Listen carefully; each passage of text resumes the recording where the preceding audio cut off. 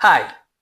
നളൻ കുമാരസ്വാമി രചനയും സംവിധാനവും നിർവഹിച്ച് 2026 പുറത്തിറങ്ങിയ തമിഴ് ആക്ഷൻ കോമഡി ചിത്രമായ വാ വാദിയാർ എന്ന സിനിമയെ കുറിച്ചാണ് ഇന്ന് ഞാൻ പറയാൻ വേണ്ടി പോകുന്നത്.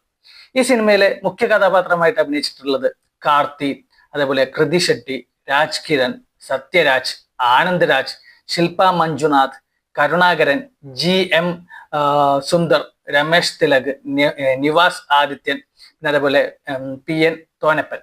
ഇത്രയും ആൾക്കാരാണ് ഈ സിനിമയിലെ മുഖ്യ കഥാപാത്രമായിട്ട് അഭിനയിച്ചിട്ടുള്ളത്.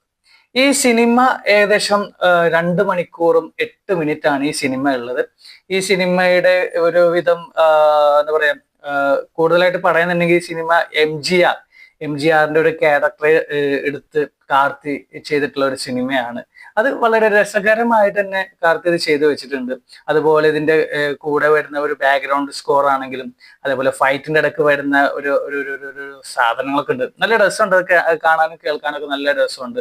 അതുപോലെ തന്നെ ഒരു ചില പാട്ടുകൾ ശരിക്കും എം.ജി.ആറിന്റെ സിനിമയിലെ 2-3 സോങ്സ് മിക്സ് ചെയ്തിട്ടുള്ള 2-3 പാട്ടുകളുണ്ട്. പിന്നെ ഒക്കെ നല്ല BGM ഒക്കെ നല്ല രസമായിട്ട് കേട്ടിരിക്കാൻ പറ്റുന്ന ഒരു BGM തന്നെയാണ്. പിന്നെ കാർത്തിയുടെ അഭിനയമാണെങ്കിലും ശരിക്കും നമുക്ക് ചില സീനുകളൊക്കെ കാണുമ്പോൾ മൂപ്പര് എം.ജി.ആറിന്റെ ആ ഒരു സംഭവം കറക്റ്റ് ആയിട്ട് എടുത്തിട്ടുണ്ട്. കാരണം മൂപ്പരുടെ ആ ഒരു ക്യാരക്ടർ കുറച്ച് കഴിയുമ്പോൾ എം.ജി.ആറിന്റെ റോളിലോട്ട് വരുന്നുണ്ട്. ആ ഒരു റോളിലാണ് എനിക്ക് തോന്നുന്നത് ഹാഫ് ടൈമിന് ശേഷം കൂടുതലും കാർത്തി അഭിനയിച്ചിട്ടുള്ളത്.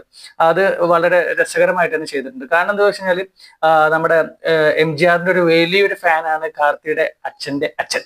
അപ്പോ അങ്ങേര് ഇവനെ വളർത്തുന്നത് എം.ജി.ആറുടെ സിനിമയും കാര്യങ്ങളൊക്കെ കാണിച്ചു കൊടുത്തിട്ട് അതിന്റെ നന്മയും തിന്മയും കാര്യങ്ങളൊക്കെ പറഞ്ഞു കൊടുത്തിട്ടൊക്കെയാണ് ഇവനെ വളർത്തിയെടുക്കുന്നത്.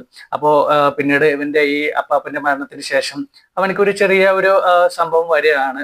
അതായത് നമ്മുടെ എം.ജി.ആറിന്റെ ഒരു ഉൾവിളി വരുന്ന പോലെ തിന്മയെ എതിർക്കാൻ വേണ്ടിയിട്ടുള്ള ഒരു സംഭവങ്ങളൊക്കെ വരുന്നുണ്ട്.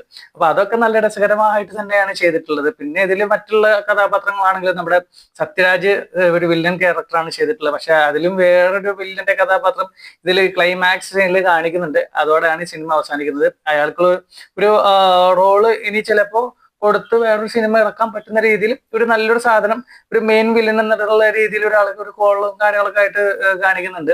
അത് നിങ്ങൾ സിനിമ കണ്ടവർക്ക് മനസ്സിലാവും അത് ആരാണ് എന്താണെന്നുള്ളതൊക്കെ. പിന്നെ ബാക്കിയുള്ള അഭിനേതാക്കളാണെങ്കിലും നല്ല രസകരമായിട്ട് അഭിനയിച്ചിട്ടുള്ള ഒരു എന്റർടൈൻമെന്റ്, അതായത് നല്ല രസം. എനിക്ക് ബോറൊന്നും അടിച്ചില്ല ഈ സിനിമ സത്യം പറഞ്ഞാൽ. കാരണം കാർത്തിയുടെ ഒരു ആക്ടിങ്ങും അതേപോലെ തന്നെ അതിന്റെ കൂടെ തന്നെ വരുന്ന കുറച്ച് BGM-ഉം പിന്നെ പിക്ചറൈസിങ്ങും നല്ല ഒരു കളർഫുൾ ആയിട്ടുള്ള ഒരു സിനിമയാണ് കേട്ടോ. ഒരു ബ്ലാക്ക് ആൻഡ് വൈറ്റ് എന്നുള്ള രീതിയിലുള്ള പോലത്തെ സാധനങ്ങളൊന്നുമില്ല. ഫുള്ള് കളറായിട്ടുള്ള, അതായത് ഒരു എൻജോയ് ചെയ്തിരുന്നിട്ട് നല്ല ഒരു BGM എല്ലാം കണ്ട് ഒരു എന്റർടൈൻമെന്റ് ആയിട്ട് കണ്ടിരിക്കാൻ പറ്റുന്ന ഒരു നൈസ് മൂവി ആയിട്ടാണ് എനിക്കിത് കണ്ടപ്പോൾ തോന്നിയത്. അപ്പൊ എന്തായാലും നിങ്ങൾ ഈ സിനിമ കണ്ടിട്ട് നിങ്ങളുടെ അഭിപ്രായം എന്താണെന്നുള്ളത് എനിക്ക് കമന്റ് ആയിട്ട് അറിയണം. അപ്പൊ അടുത്ത സിനിമയുടെ വിശേഷമായിട്ട് നമുക്ക് വീണ്ടും കാണാം. Okay, by.